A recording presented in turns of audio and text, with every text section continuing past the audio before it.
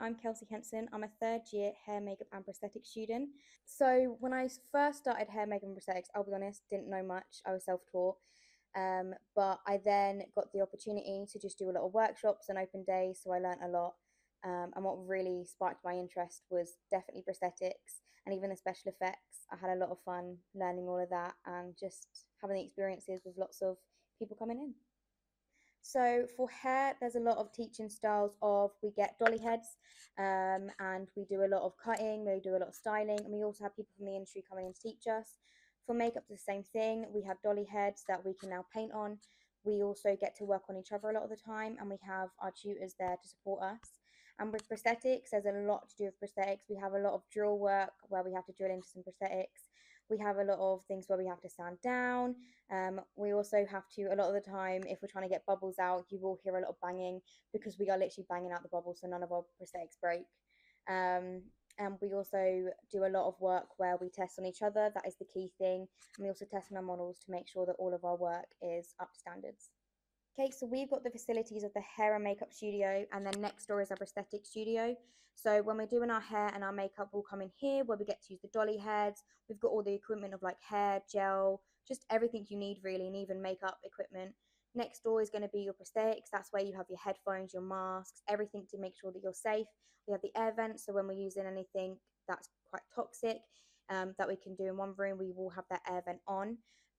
Which is really lucky because we get the opportunity to do whatever we can to make the best possible work. And we also have a 3D printing, so we can make anything we want, mainly a small little person or a head, so we can start sculpting on there before we work on a big model.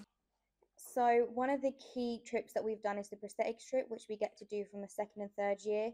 That's where we get to go to Coventry and we get to meet a lot of people who are in the same boat as us, show their students. We also get to meet a lot of people in the industry and we see a lot of live models, and we also get to buy equipment. So if we want to add to our kits, we can go there. We also get to meet some people from we got to meet Vinyl this year, and we also have met people who've worked on big TV shows and even Glow Up, and they were also recruiting people. We've also done trips to London where we went to the fashion and the fantasy exhibition where we got to just see amazing ideas, and we also got to put them in our projects. So my proudest work is probably something that I've literally just done. It's my Coraline work. We got the opportunity to basically pick a character and create something from there. So I picked Coraline because it's one of my favorite movies.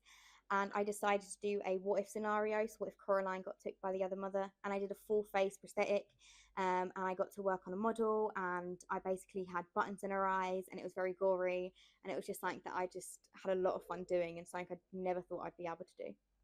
So my overall experience has had its ups and downs. That's because obviously in any course you're going to have your ups and downs, but I have had a lot of fun. I've learned a lot of new skills, and I've made like really good bonds with the people on my course.